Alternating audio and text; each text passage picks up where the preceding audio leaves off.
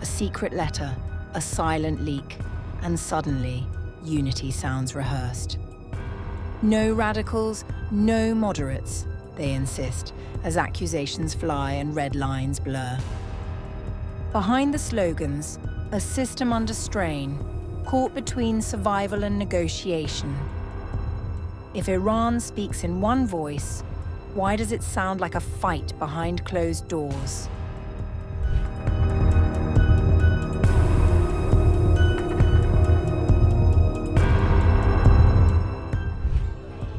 A carefully staged show of unity inside Tehran is now being overshadowed by reports of a confidential letter that may have exposed deep divisions at the highest levels of Iran's leadership. According to accounts circulating in Iranian political circles, a group of senior officials sent a secret letter to Supreme Leader Mojtaba Khamenei, warning that Iran's economic crisis has reached a breaking point, and that serious negotiations with the United States over the nuclear file may be unavoidable.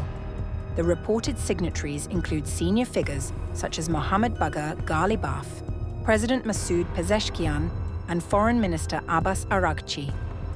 Other officials reportedly refused to sign, including former negotiator Ali Bagheri Kani. The letter, meant to remain confidential, was allegedly leaked after being shared within hardline circles, triggering immediate backlash. If a confidential letter is given to a member of a meeting, and that person shows it to outsiders while saying, then under Article 3 of the law on publishing and disclosing confidential and secret government documents, that person can face up to 10 years in prison. And I did not sign this letter. This offense is unforgivable. The leak comes amid heightened tensions over Iran's nuclear negotiations and follows remarks by US President Donald Trump, who claimed Iranian officials were fighting like cats and dogs over whether to engage Washington.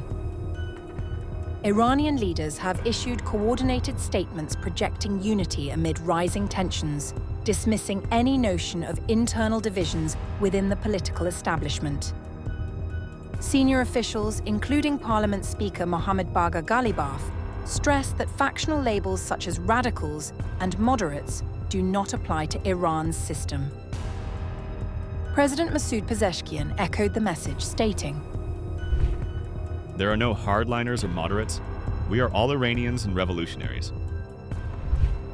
Judiciary Chief Jalil Mohebbi also rejected the terminology, calling it absurd and baseless Western political framing. But beneath these coordinated messages, a deeper dispute appears to be unfolding.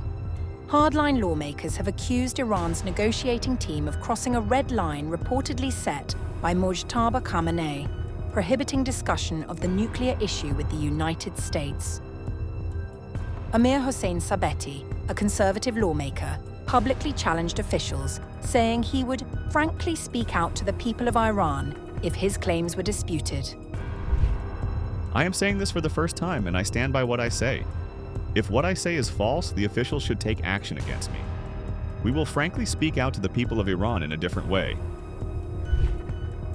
State-linked media have also warned of internal political currents pushing toward compromise. The sequence of events, a secret letter, internal accusations, and synchronized public messaging, suggests that Iran's leadership may be navigating a critical internal divide.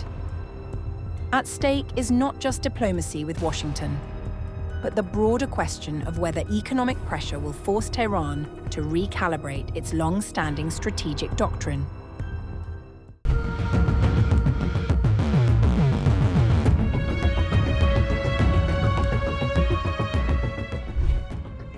Iran still has a supreme leader, but power no longer works the way it did under Ayatollah Ali Khamenei. Authority has shifted from one man to a network of generals.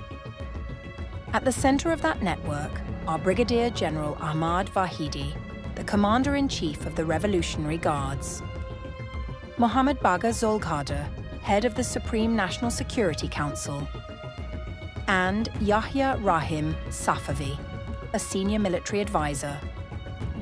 They are now driving decisions on war, security, and diplomacy.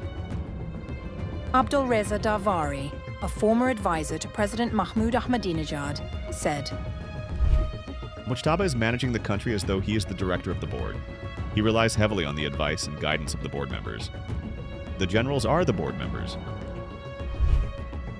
This board operates collectively, and Mojtaba Khamenei, the new supreme leader, is part of it, but not above it.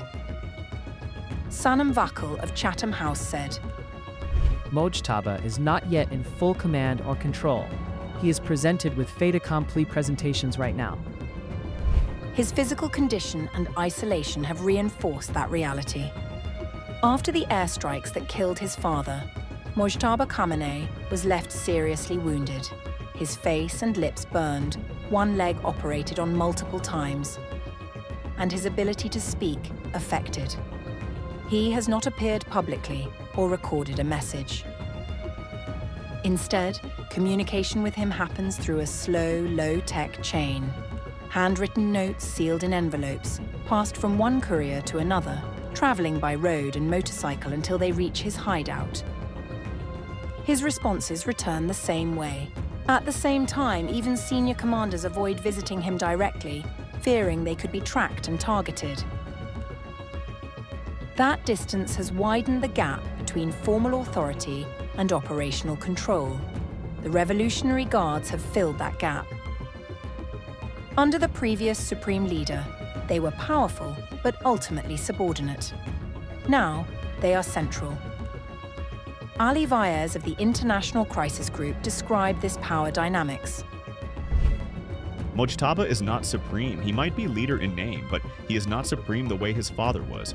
Mojtaba is subservient to the Revolutionary Guards because he owes his position to them. The influence of commanders like Vahidi, Zolgadar, and Safavi is visible across key decisions, from military strategy to diplomacy. They shaped Iran's wartime posture, including attacks in the region and the closure of the Strait of Hormuz. They also moved into negotiations. Mohammad Bagher Ghalibaf, a former Guards General and now Speaker of Parliament, was chosen to lead talks with the United States, displacing Foreign Minister Abbas Araghchi. For the first time, Guards commanders were part of Iran's negotiating delegation. Personal ties reinforced this structure. Mojtaba Khamenei fought with the Guards as a teenager in the Iran-Iraq War in a unit known as the Habib Battalion. Many of those who served with him went on to hold senior military and intelligence roles. Some remained close. For years, Mojtaba, Ghalibaf, and former intelligence chief Hossein Taib met regularly for long working lunches at his father's compound.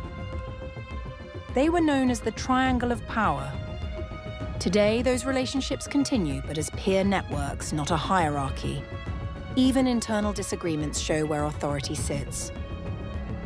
When civilian leaders, including President Masoud Pezeshkian, pushed to continue negotiations with the United States due to economic pressure, the generals opposed it. They argued talks were pointless under a US blockade. They prevailed. The negotiations collapsed. Publicly, Iran maintains that the supreme leader is involved in decisions. But in practice, power has been redistributed, not removed, but shared among a group of military commanders. And right now, those commanders are setting the direction.